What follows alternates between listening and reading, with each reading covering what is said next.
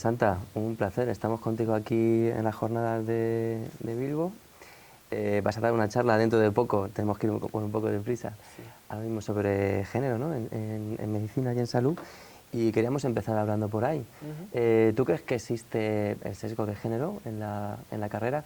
Me estoy refiriendo a la hora de explicarla, ¿vale? A la hora de en cuanto a conocimiento que se enseña. Claro. ¿Cómo no va a existir sesgo de género en medicina cuando la medicina es la principal herramienta social que ha existido para legitimar el discurso de género? Desde luego que el discurso de género está, el sesgo de género está, solo que bueno, digamos que de alguna forma todas estas cuestiones tan opresivas tienen que refinarse mucho porque ya no cuelan de la forma en la que a lo mejor podían enseñarse hace 50 años. Pero desde luego que están ahí. A fin de cuentas, la medicina sigue perteneciendo a esta sociedad y en parte también la configura un poquito. ¿Y de qué manera crees que puede afectar esto a la configuración mental que luego pueda tener un estudiante? Yo creo que es muy interesante además el proceso que estamos viviendo en el cual un discurso inherentemente patriarcal está siendo voceado ahora por bocas femeninas en gran parte, ¿no? Sí que está habiendo un recambio generacional porque así como los hospitales ahora mismo están poblados de personal sanitario femenino, no tanto el personal encargado de la docencia, yo creo que esa asimetría todavía no está tan clara. Yo he tenido casi más profesores masculinos que femeninas, pero yo creo que de alguna forma hay ciertas dinámicas que no sabría si asociar directamente al género, pero que desde luego tienen un sesgo de género, y estoy pensando en esa dicotomía médico-enfermera, ¿no? Los pronombres ahí son deliberados, el médico y la enfermera, planteando pues una forma patriarcal de la construcción de la medicina en base a la definición de la patología, el paternalismo, y la enfermera que presentaría el acompañamiento, la escucha, que para mí también son medicina, pero a lo mejor una medicina femenina o feminizada. Yo, por ejemplo, mira, no estoy tan de acuerdo con el tema de los profes y las profes. Yo he tenido muchas profes. Lo que sí estoy muy de acuerdo es que los jefes de servicio o los jefes de la asignatura siempre eran hombres. A mí, en mi caso, por ejemplo, las profes sí que he tenido un montón. Y luego, vale, esto es, hay un claro sesgo a la hora de aprender.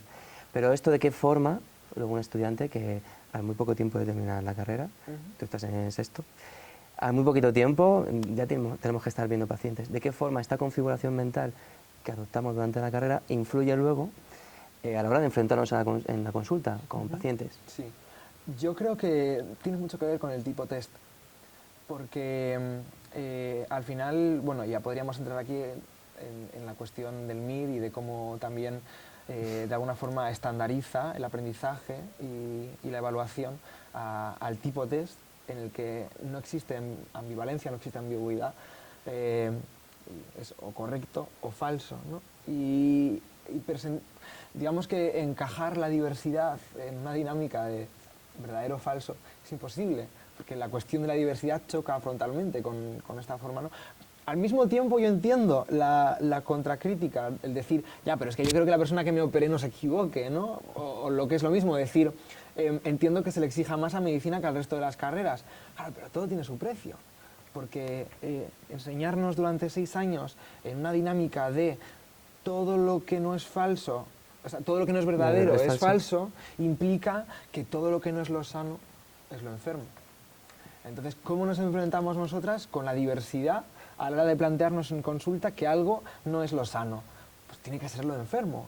Ahí entran todas las dinámicas de patologización y claro, yo recuerdo pues eso, a una amiga que pretendía una transición no binaria y eso era patológico, era psiquiatrizable, no se podía hacer una transición no binaria porque no era sana, era enferma, ¿no? O sea, no sabes lo que estás diciendo, ¿no? Que no sabes lo que estás diciendo, estás queriendo algo que no... Claro, no lo comprendes, pero desde luego tienes claro que no entra en lo fisiológico, no entra en lo sano, con lo cual tiene que ser incorrecta.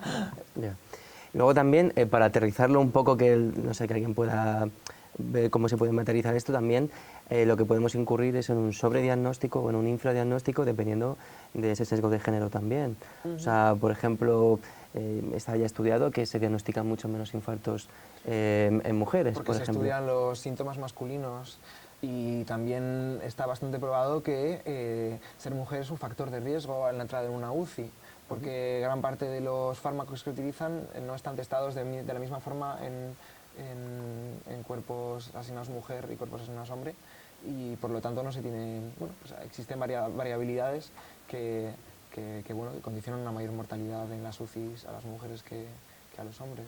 Claro. Eso sería, por ejemplo, con cosas muy objetivas, que es un infarto. Un infarto lo tienes o no lo tienes. Pero con cosas un poco más, bueno, difíciles de definir, también. Leí hace poquito un artículo de José Valdecasas y Amaya Bispe, que hacen un blog de postpsiquiatría. Leerlo, está muy chulo.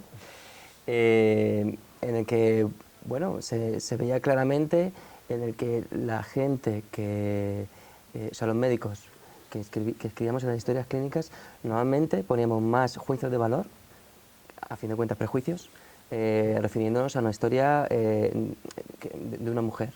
O sea, nosotros en un hombre solíamos poner cosas más claras, más concisas, más objetivas. En una mujer mucho más juicio de valor, ¿no? Y ya era llamativo. Claro, que de alguna forma también, yo esto lo he visto mucho incluso en mi propio entorno, a la hora de descubrir la cantidad de mujeres que están siendo psiquiatrizadas de manera subversiva, además, muchas veces a través de la medicina de familia, que puede prescribir ansiolíticos y antidepresivos, y de repente te encuentras con que en una familia pueden estar perfectamente todas las integrantes femeninas tomando antidepresivos. Y que de alguna forma esto es un antídoto a la sobrecarga de trabajo no remunerado, de cuidados, etc. Entonces, claro, nosotras en nuestra benevolencia y la buena práctica clínica intentamos eliminar el sufrimiento psíquico de estas mujeres, pero realmente lo que estamos haciéndolas es doparlas para que puedan enfrentarse a jornadas laborales añadidas a trabajo no remunerado en el hogar.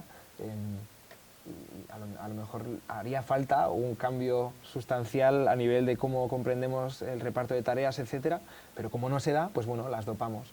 Y hasta qué punto eso, nuestra buena práctica clínica deriva en la cristalización y la perpetuación de un sistema patriarcal de cuidados. Ya. Fíjate, en este mismo estudio había unas frases demoledoras, ¿no? Decían, por ejemplo, mujeres que habían sido atendidas de un proceso psiquiátrico agudo, ¿vale? De un proceso grave, sí que decían que tenían la perspectiva de que cuando eran acompañadas con un varón les hacían menos caso a ellas. O sea, veían que su palabra frente a un varón médico o a un varón acompañante sí que parecía que eran más lábiles, ¿vale? Eran cosas más subjetivas. Me cuadra completamente, la verdad es que no conozco estos estudios, pero me cuadra. Yo también, volviendo un poco a la cuestión de lo trans, que es una experiencia que, bueno, que me es más cercana porque he acompañado a muchas amigas en sus tránsitos, es muy curioso cómo la medicina necesita de un discurso trans muy binario para permitir, ¿no?, esa llave a la transición hormonal, por ejemplo. Los ya famosos cuestionarios del género normal, las 100 preguntas, tienen como diferentes nombres por todo el Estado. Pero sí, son preguntas que a lo mejor tú y yo no aprobaríamos si estuvieran hablando de nuestra masculinidad. Y es muy interesante que es una pequeña oposición que tiene que estudiarse una persona trans si quiere tener acceso a las hormonas, ¿no? Es como un examen. ¿Sabes qué es ser un hombre? Y eso también, de alguna forma, pues claro, al final es la legitimación médica de un discurso social que entendemos que no debería estar ahí, pero que está, y nosotros la estamos legitimando como institución. Sí. Yo, bueno, yo soy un poquito más mayor, tampoco mucho, pero algo ha cambiado en la carrera, pero a mí, vamos, de tema de transexualidad o de cualquier cosa de género que no sea binario, eso ni apareció. Y si apareció, fue como has dicho tú, solamente para patologizarlo, ¿vale? Solamente desde el punto de vista negativo. Entonces, un poco por dónde ibas tú, ¿cómo nos enfrentamos nosotros frente a un paciente, o lo que hayas podido ver en las prácticas, o compañeros que hayas podido tener, frente a algo no binario? Algo que no sea tan delimitado, ¿cómo lo afrontamos? Sobre todo, entre otras cosas, porque ni siquiera lo hemos estudiado en la carrera. Claro.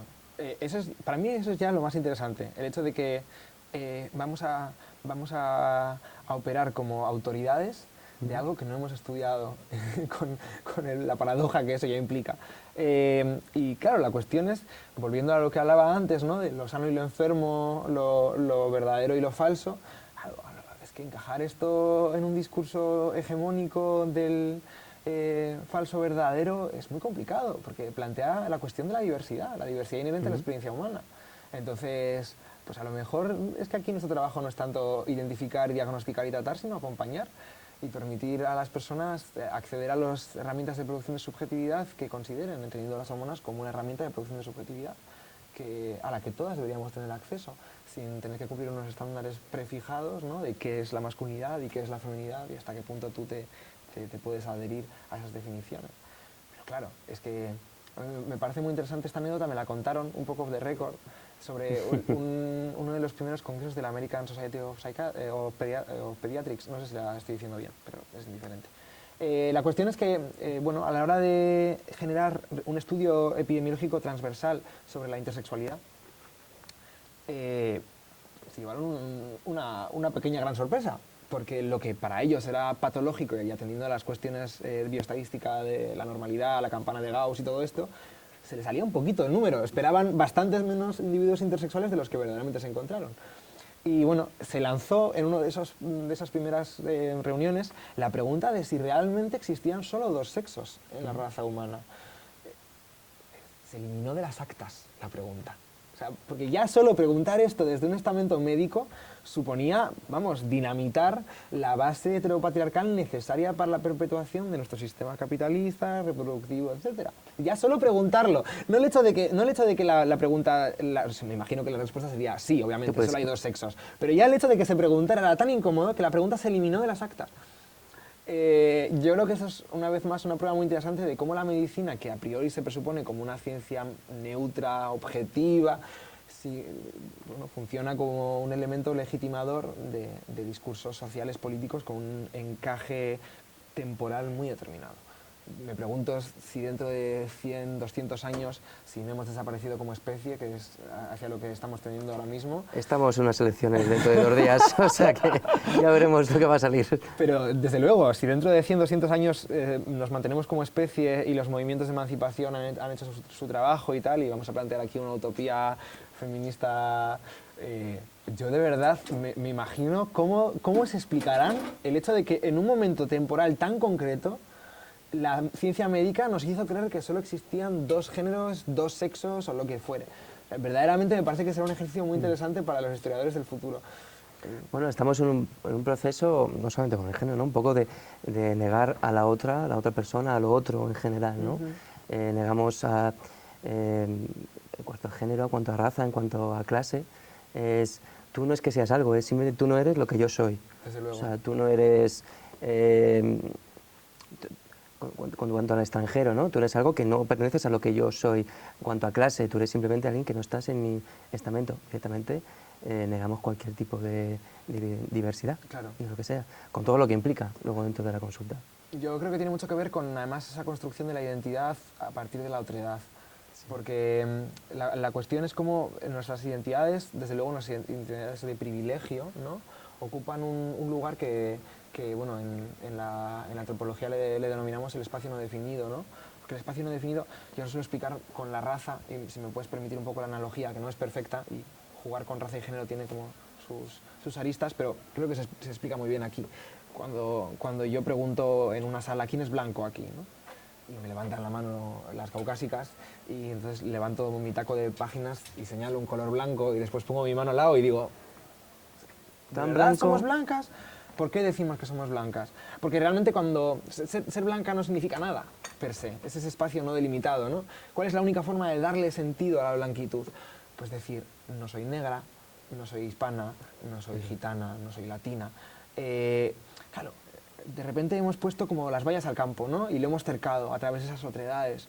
Y hemos delimitado de repente un espacio que sabemos que ocupamos, que es un espacio de privilegio y que no significa nada en sí mismo, sino la negación del resto de las otredades. Con el género pasa un poco esto. Yo, por ejemplo, como marica, ¿no? he vivido esta delimitación de la otredad en ese proceso de convertirse en un hombre, ¿no? Porque ¿qué sentido tiene que los niños de 7 y 8 años le llamen maricón a un compañero de clase cuando el concepto de la homosexualidad, de la sexualidad y la orientación sexual todavía no está definido? Y esto es una cosa que ya lo tenemos muy claro a nivel de pedagogía, ¿no? A los 7 8 años no está definido el concepto de orientación sexual en un niño. Sin embargo, sabe claramente qué es ser maricón y a quién señalar como maricón. Y como maricón, como bollera, marichico, y, ¿no? mil y una otredades más. Pues porque hay que construir ese espacio de privilegio de la masculinidad, ¿no? De qué es ser un hombre.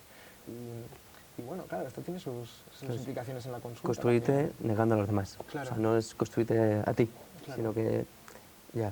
Y esto choca totalmente contra la desconstrucción de género, contra todo. Y la diversidad y el concepto de la diversidad. En parte es un poco, no sé, yo tengo la sensación, esto me pasa a mí en la carrera, un poco como que patologizamos todo lo que no entendemos. Claro. Y conforme vamos entendiéndolo, pues hay enfermedades que a lo largo de la historia van pasando, o sea, van fluyendo y de repente Incluso diría que patologizamos todo aquello que necesitamos entender pero no podemos. Porque hay muchas cosas que no entendemos pero las asumimos completamente y no son patológicas, porque como ya te he dicho antes, cada sociedad define sus sufrimientos y en base a ellos construye las patologías. Pero si algo no es un sufrimiento, aunque sea inexplicable, es que no merece explicación. Luego, también porque, bueno, una forma de... La patología yo creo que también tiene su sentido, ¿no? Una persona que busca algo, que busca un derecho, porque ahora mismo, en esta sociedad en la que vivimos, el sistema sanitario es un poco lo que hace de tampón para que no nos vayamos a la mierda a todos. O sea, si estamos construidos con un sistema sanitario muy potente, muy fuerte, que va muy bien, y una forma en la cual que hemos tenido nosotros ahora de recortar en derechos, de poder conseguir algunos es mediante el sistema sanitario. Pongo un ejemplo que es lo que estabas comentando tú al principio, ¿no? Esa persona que está desbordada con los cuidados familiares, que posiblemente esté maltratada también en el trabajo o en su casa o como fuere, y que la forma que tiene de encontrar ayuda es mediante el sistema sanitario, mediante una baja por depresión. Y encima parece que es que no has aguantado. O sea, te has tenido que patologizar, es decir, algo he hecho yo mal para poder solucionar una situación que claramente es de determinantes sociales, de justicia social, etcétera, ¿no? Y un poco lo que comentábamos antes de lo trans o lo que sea, ¿no? La forma de pasar es pasar por el aro de la medicina. Si quiere hacer algo es patologízate, no voy a decir bien ni una vez, patologízate primero y después ya iremos hablando, ¿no? Acceso, Si estás de acuerdo o lo que sea, ya iremos hablando, bueno. Yo es que para mí es importante aquí dejar claro, porque parece que estoy aquí como villanizando todo el saber médico, toda la institución médica, y no es mi intención. Yo creo que de lo que tenemos que ser plenamente conscientes, y es un poco el objetivo de mi charla, es que la práctica clínica deviene poder. Pero el poder tenemos que dejar de entenderlo como algo tanto localizado, ¿no? Como una manzana o un orbe de poder al que de repente uno tiene acceso y si no perteneces al 1% no tienes acceso al poder, a ese poder con mayúsculas, ¿no? No, el poder es inherente a la relación humana. El poder es la forma en la que tenemos los seres humanos de relacionarnos con nosotros mismos, con nuestras congéneres y con el entorno. Entonces el poder puede ser productor y puede ser productor de bien, es lo que estamos comentando, ¿no? O sea, si yo puedo prescribir una baja por depresión a una mujer que está saturada de trabajo, claro, o sea, aquí mi poder estoy utilizándolo de forma positiva. Pero ser conscientes de ese poder que viene de la práctica clínica es el primer paso para utilizarlo bien. Aquí podemos citar hasta Spiderman, ¿no? Con ese gran poder que conlleva una gran responsabilidad. Y yo creo que es una cuestión, ¿no? que si planteamos a la medicina como este saber objetivo, neutral y ajeno a la política, no vamos a hacer un buen uso de él. Y es el primer paso. Yo te digo, no quiero villanizar a la patología, porque la patología puede construir bien. Por ejemplo, pues, devolviendo calidad de vida o esperanza de vida a una persona que tiene un tumor o una enfermedad. Pero claro, ¿hasta qué punto esa enfermedad está socialmente construida? ¿Hasta qué punto mi terapéutica tiene una implicación social? Esas son las no es a lo mejor la patología, sino la forma en que interpretamos esa patología, claro, ¿no? La forma que eso depende mucho de nosotros mismos, de cómo nos hayamos construido y de saber que cuando estamos delante de una persona, estamos delante de una persona y de nuestros prejuicios, que bueno, pues algunas veces pueden ir para bien, otras veces para mal, pero que hay que entenderlo, ¿no? Entonces hasta que no desconstruyamos también un poco nosotros en general, va a ser difícil que entendamos otras formas de ser, una otra edad, ¿no? Se me ocurre un ejemplo muy claro sobre cómo ¿no? Este concepto de patología puede ser producto de bien o de mal si no se es consciente de su implicación política. El concepto del grupo de riesgo, que a mí me es muy cercano porque soy grupo de riesgo, ¿no? Porque soy un HSH, un hombre que tiene sexo con hombres. Acabamos de ver la aprobación del PrEP en el sistema sanitario estatal. Claro, yo siempre digo que hay que tener mucho cuidado con el concepto de grupo de riesgo, y ya luego en la charla estableceré una genealogía de cómo se produce la patologización de la identidad homosexual a través de diferentes ramas del conocimiento en diferentes etapas de la historia, pero la actual en la que vivimos tiene mucho que ver con el concepto de grupo de riesgo. Y cuidado con el grupo de riesgo, porque no es un concepto científico. Sí, es un concepto estadístico, con lo cual, bueno, si entendemos la estadística como una ciencia social, vale, sí, sería un concepto científico, pero el riesgo no deviene de la pertenencia o no al grupo. Esta es una inferencia que hacemos nosotros cotejando, ¿no? Es decir, ¿hay un riesgo relativo mayor en personas que tienen sexo con hombres que tienen sexo con otros hombres de contraer VIH? Sí. Atendiendo a la bioestadística, sí. Ahora bien, cuidado con somatizar, cuidado con llevar al cuerpo esa pertenencia al grupo de riesgo. Porque cuando preguntamos, ¿es usted un hombre que tiene sexo con otros hombres?, lo que realmente estamos queriendo preguntar es, ¿tiene usted prácticas anales receptivas? Esa es la pregunta que subyace. Entonces, claro, si sustituimos ahí sí que hay riesgo, ¿no? Hay un riesgo llevado al cuerpo. Pero una persona homosexual que no tiene prácticas sexuales, porque existen homosexuales asexuales. Esas personas están perteneciendo a un grupo de riesgo, objetivamente, y sin embargo, ¿no? A mí perfectamente, durante la carrera en ningún momento me hablaron de prácticas de riesgo, era todo grupos de riesgo, y durante la residencia también, ¿eh? Claro. Y preparando un poco la charla, justo leí un estudio que habían hecho en el Instituto Ipsos, creo que se llama, no me acuerdo muy bien, en el cual estaban hablando sobre la infidelidad, ¿no? Entonces llegaron a la conclusión de que casi el 30% de las parejas monógamas eran infieles, y lo más llamativo de ahí, que las prácticas que presentaban eran mucho más de riesgo que las de los grupos de riesgo.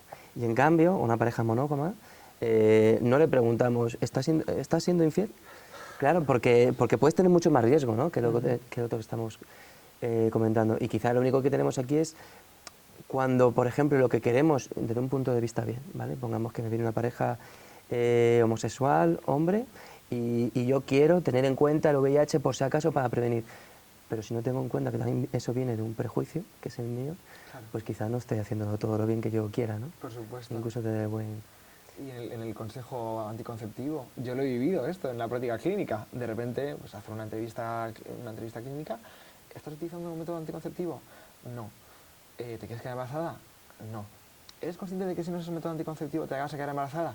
Yo me paso el día rodeado de bolleras y lo vi según entró en consulta. Pero la médica no lo estaba viendo y quería como darle un golpe por debajo de la mesa y decir, es lesbiana. Pero no era una atención muy incómoda, y al final es ella la que se ve obligada a decir, no, es que mi pareja es una mujer. Claro, cuando se fue de consulta le comenté a la ginecóloga, le dije, claro, tenía buen rollo con ella, pero le dije, es el problema de presuponer la heterosexualidad del paciente. Se me quedó mirando en plan, ¿cómo puedes decir tal cosa? Yo no he presupuesto la heterosexualidad del paciente, y me quedé como mirándole en plan... Y fue ella, me dijo, vale, sí, lo he hecho. Y claro, aquí está un poco como la cuestión de cómo orientamos esto a la práctica clínica sin generar una relación de poder compleja y sea invasiva con la intimidad. Claro, porque una opción sería preguntarle por su sexualidad. A lo mejor no procede. A lo mejor podemos sustituir la pregunta, ¿tienes prácticas sexuales?, por ¿tienes prácticas sexuales que pueden derivar en concepción? Porque si no somos nosotras, ¿quién lo va a hacer? Es decir, el lenguaje médico tiene que buscar ser objetivo, transparente, lo más fácilmente objetivable posible.